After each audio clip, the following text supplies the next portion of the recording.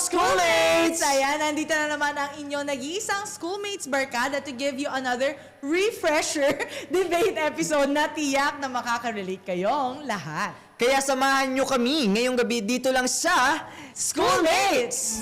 Isigaw ang tinig mo, ihayag sa buong mundo ang karapatan, kalayaan. Buksan ang isip mo, kaalaman ang yaman mo, sa karapatan, sa kalayaan.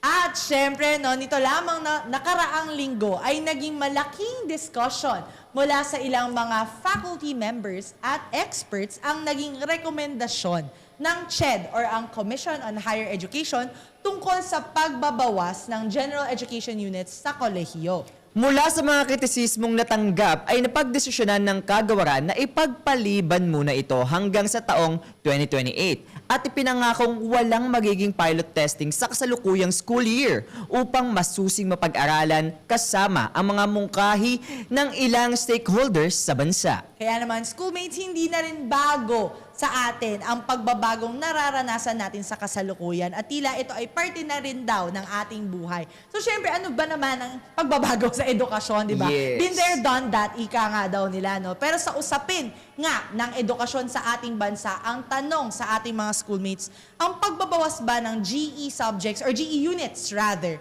ng kolehiyo ay dapat o hindi dapat? Kaya naman, schoolmates, huwag nating patagalin pa. Atin namang kikilalanin ang mga debaters mula sa Polytechnic University of the Philippines or PUP na pabor sa kanila at napapanahon rather ang pagbabawas ng general education units sa kolehiyo. Sino-sino nga sila? Panoorin po natin ito. I'm Katrina M. Lazarito, a fourth-year Bachelor of Arts in English Language Studies student at the Polytechnic University of the Philippines. When we were given the topic, we were quite surprised actually because this is a very timely and relevant discussion. So we are really fueling up with information regarding this topic that we will be debating. And we are in the affirmative side, so we are more trying to fulfill the duty of fueling us more with the information we need for this debate. My name is Yvonne K. Nogar. I am 23 years old. I am fourth year currently at Polytechnic University of the Philippines taking up Bachelor of Arts in English Language Studies. Okay, as for our preparation with our debate, we did matter load individually and then we met by group to matter load with regard to the topic that we are assigned to debate today.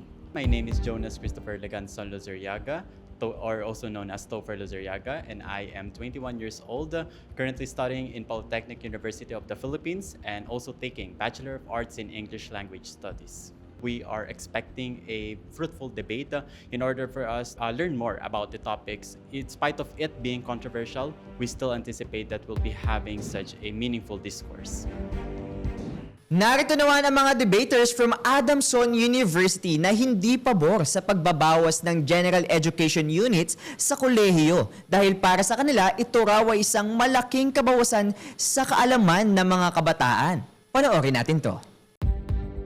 I'm Lorraine Daniel P. Vicente. I am 18 years old, a first-year political science student from Adamson University. I was delighted, to say the least, because I've always been active about social issues, especially this very timely topic, and I've been vocal about my stance on this, and I'm very happy that we got the same stance as my stance. My name is Khalid Harisapayani. I am 20 years old, studying Bachelor of Arts in Political Science at Adamson University. Individually, for me, watched videos, I read articles about the ongoing discussions regarding this topic.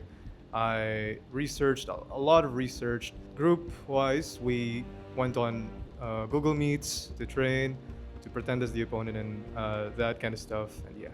My name is Emilia Andrea Aquino Salfo. I'm 18 years old, a first-year student of Bachelor of Arts in Political Science. I'm studying in Adamson University. I truly wish that they would be able to also try to look at things in a more bigger perspective, because I believe that every individual has the capacity to cross-examine things and information much better than what they might think they could do. So they could definitely do better. Good luck! Sa ating pagbabalik, isa na namang mainit na debate ang ating papakinggan. Dito lang yan sa Schoolmates!